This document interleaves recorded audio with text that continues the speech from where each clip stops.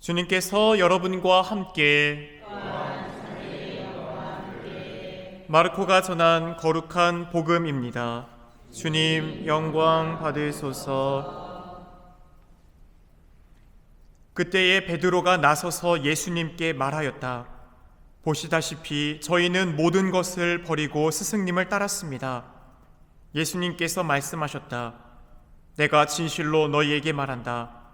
누구든지 나 때문에 또 복음 때문에 집이나 형제나 자매, 어머니나 아버지, 자녀나 토지를 버린 사람은 현세에서 박해도 받겠지만 집과 형제와 자매와 어머니와 자녀와 토지를 100배나 받을 것이고 내세에서는 영원한 생명을 받을 것이다. 그런데 첫째가 꼴찌되고 꼴찌가 첫째 되는 이들이 많을 것이다.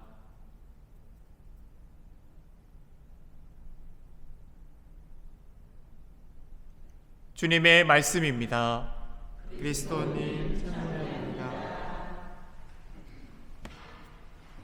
참 예수님, 오소서 성령님, 새로 나게 하소서. 낙타와 바늘귀에 관한 말씀을 들은 베드로 사도가 예수님께 보시다시피 저희는 모든 것을 버리고 스승님을 따랐습니다 라고 말합니다. 그 동기는 무엇일까요? 아직까지도 제자들은 구원을 받는다는 것을 영적인 의미로서가 아니라 물질적인 출세로서 바라보고 있을 때입니다. 따라서 야고보, 요한의 어머니가 와서 예수님 예루살렘에 들어가셔서 왕 되시면 하나는 제 아들 오른쪽에, 하나는 왼쪽에, 하나는 국무총리, 하나는 비서실장 시켜주세요 라고 했던 것을 보더라도 모든 사도들이 근데 다 어떻게 여겼어요? 그 둘을 보고 불쾌하게 여기죠. 왜냐하면 자기도 그 자리를 앉고 싶은 마음들이 서로 있었기 때문입니다. 서로 누가 높은 사람인가를 갖고 논쟁하셨을 때 예수님께서도 높은 사람은 섬기는 사람이다 라고 가르침을 주는 때죠. 그렇기에 여전히 그들은 구원이라는 것을 영적인 의미로서 뿐만 아니라 물질적 출세를 함께 포함하는 것으로 이해하고 있을 때입니다. 그런데 예수님이 부자가 하느님 나라에 들어가는 것보다 낙타가 바늘귀로 빠져나가는 것이 더 쉽다라고 말씀하셨습니다. 자기들이 생각했던 구원 또는 하느님 나라라는 것을 이 세상의 출세로서 생각하고 있었는데 이제 그런 가능성이 없어져 버린 겁니다. 그렇기에 베드로 사도는 조급함과 다급함을 느껴 모든 사도들이 옆구리를 찔렀지 않았을까 합니다. 보시다시피 저희는 모든 것을 버리고 스승님을 따랐습니다 라고 물으며 스승님의 의도를 또 알고 싶었던 것이라 생각됩니다. 이 말마디만 보자면 주님을 따르는 자세가 어떠해야 하는지를 보여주는 참으로 훌륭한 태도입니다. 주님을 따르려면 모든 것을 버리고 따라야 하는 것이죠. 그러나 그 모든 것을 버린 동기가 무엇인지를 다시 한번 살펴봐야 합니다. 우리들도 고해성사를 볼 때 성찰하고 이 두 번째로 내가 지은 죄에 대해서 통회하는데 통회가 두 가지로 갈리죠. 뭐예요? 상등통회와 하등통회죠. 하등통회는 뭐예요? 지옥 가는 게 두려워서, 최소한 벌 받는 게 두려워서 주님 앞에 나아가 제가 이렇게 죄졌으니까 용서해 주세요 라고 하는 거고, 우리가 근본적으로 교회가 적어도 지옥벌에 대한 두려움, 하느님과 영원한 관계의 상실에 대한 무서움을 알고 있어야 된다고 가르치지만 우리는 그 수준이 아니라 그보다 더 높은 차원을 얘기하죠. 어떤 통일을 해야 돼요? 상등통회죠. 상등통회 무엇입니까? 누구보다 나를 사랑해 주시는 아버지의 마음을 내가 정말 아프게 했음을, 내가 아픔을 느끼는 거예요. 나를 사랑해 주는 사람들 마음 아프게 하면 우리 교분들 어때요? 편해요? 안 편하죠. 그게 정상이에요. 나를 사랑해 주는 사람을 마음을 내가 후벼 팠는데 그 마음을 내가 헤아릴 줄 안다면 미안한 마음을 알겠죠. 그게 상등통회지 않습니까? 우리가 성사를 보는 것도 근본적인 것은 그것을 추구할 수 있어야 된다는 것이에요. 비록 늘 그렇게 할 수는 없겠지만 최소한 적어도 지옥벌에 대한 두려움, 하느님과의 관계의 상실에 대한 두려움으로써 성사를 볼 수도 있지만 그것을 더 넘어선다면 우리는 누구보다 나를 아껴주시고 사랑해주시고 나를 위해 모든 것을 마련해주신 그 주님의 마음을 내가 너무나 아프게 드렸구나, 얼마나 그분이 슬퍼하실까. 주님, 제가 당신께서 저를 이렇게 사랑해 주시는데 그 배은망덕으로 주님과 관계에서 제가 그것을 일방적으로 끊어버리고 또 이렇게 반복했습니다. 통회합니다. 용서해 주십시오 라고 하며 상등의 통회로 나아가야겠죠.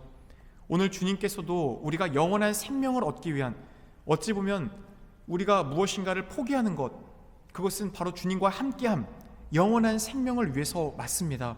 하지만 그 영원한 생명의 구원을 얻기 위한 목적이 우리가 더 높은 차원으로 올라가겠죠. 바로 예수님을 무엇하기 때문이요? 사랑하기 때문에.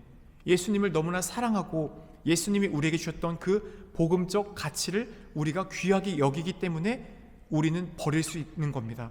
예수님을 따르는 이유는 마냥 영원한 생명 하나를 얻기 위한 그것이 목적이 되어버린다면 어떤 그것을 추구하기 위해 그런 것을 버릴 수는 있겠죠.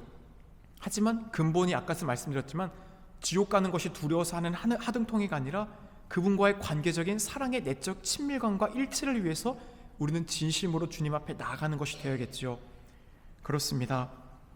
출세하기 위해 일시적으로 버린 것, 사도들은 아직까지도 주님을 따르는 그 길이 출세를 위한 영광의 길이었기라 생각했기 때문에 주님, 저희는 이렇게 버렸는데 부자가 성공하기가 어렵다니요, 그게 무슨 말이에요?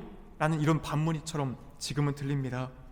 그렇기에 예수님과 복음 때문에 모든 것을 버리는 것이 완전한 버림과 따름입니다. 예수님의 말씀에서 중요한 말은 바로 나 때문에, 또 복음 때문에 이 말씀입니다. 뭔가를 버리는 일 자체가 중요한 것이 아니라 왜 버렸는가가 중요한 것이죠.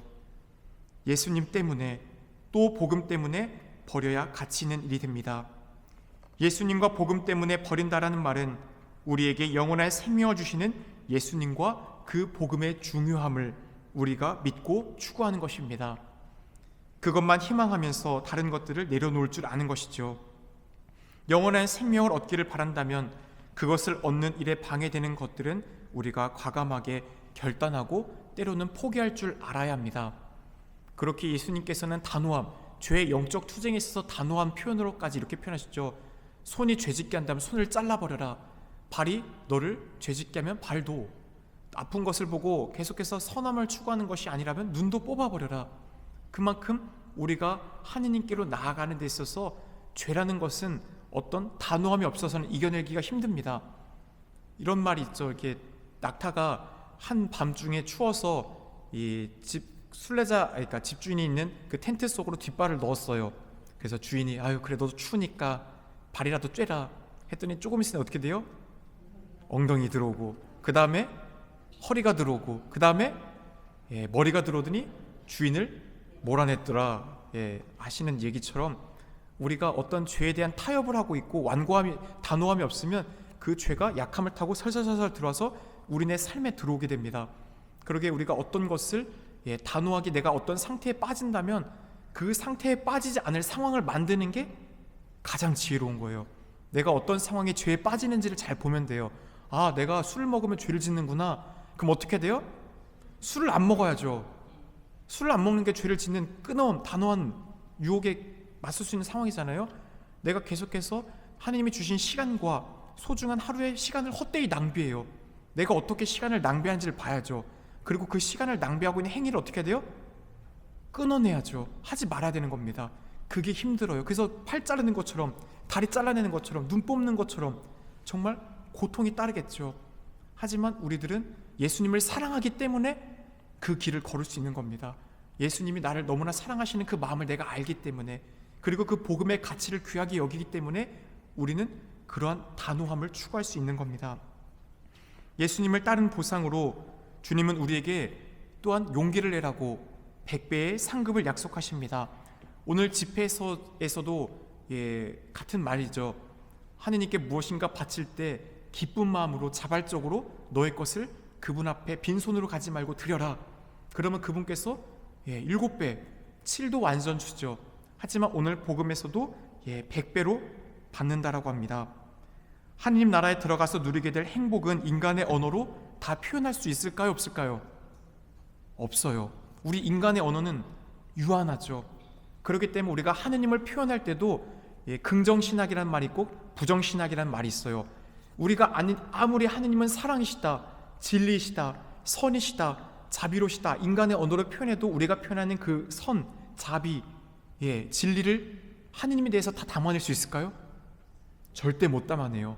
하느님의 무한한 신비를 인간의 언어로 담을 수가 없습니다. 그렇기 때문에 신학 안에서 부정신학이라는 말이 생겼죠. 하느님은 악이 아니시다. 이건 참된 선이죠. 그렇죠. 하느님은 악이 아니죠. 하지만 하느님은 선이다라고 했을 때 그 선을 인간의 언어로 표현해낼 수가 없습니다. 그만큼 우리가 어떤 것을 설명하고자 할 때 하느님의 그 전능과 선성은 다 표현할 수 없기 때문에 이 백배라는 말은 하느님 나라에서 우리가 누리게 될 그 영원한 생명의 가치에 대한 정말 지복의 가치가 크다라는 것을 표현하지만 우리는 그것을 다 깨달을 수가 없습니다. 알아들을 수가 없죠.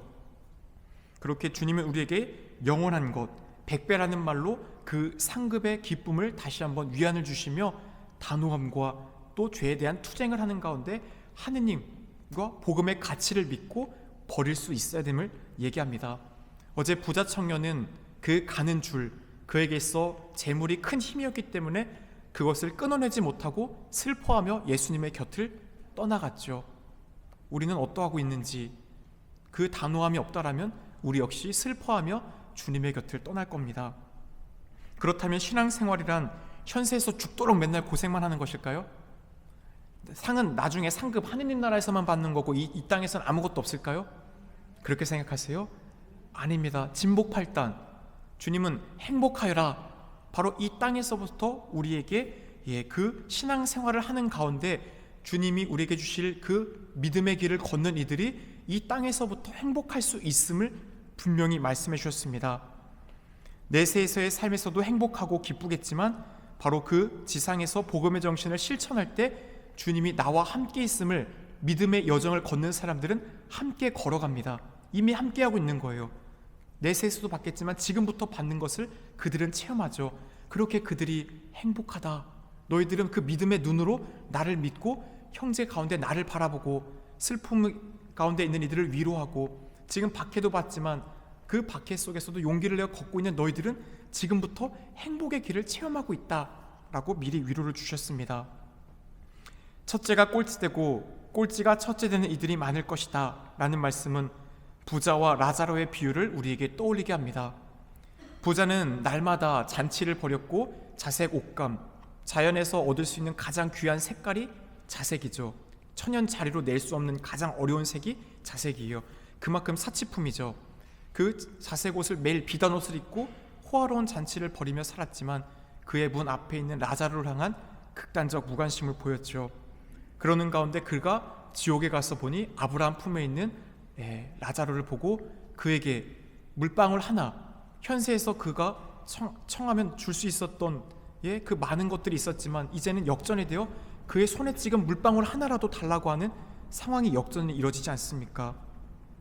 현세에서 내세의 처지가 정반대되는 역전의 상황을 분명 우리는 바라보게 될 것입니다.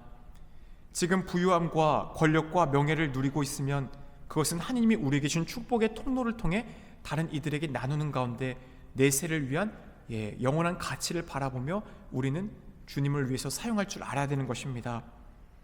하지만 그것이 나의 모든 것이라 생각하며 가난한 이들을 외면하고 나만을 위해 사용한다면 우리는 갈린 마음이 되어 하느님보다 그것을 쫓게 되겠죠.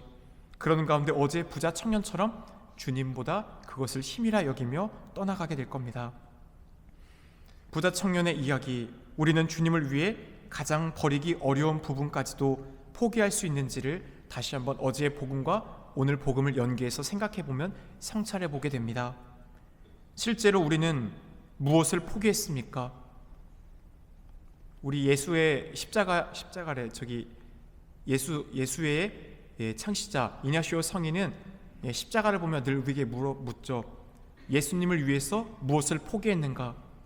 예수님을 위해서 무엇을 포기하는가? 예수님을 위해서 무엇을 포기할 것인가? 바로 십자가에 계신 예수님, 그분을 위해 우리는 무엇을 내려놓을 수 있겠습니까?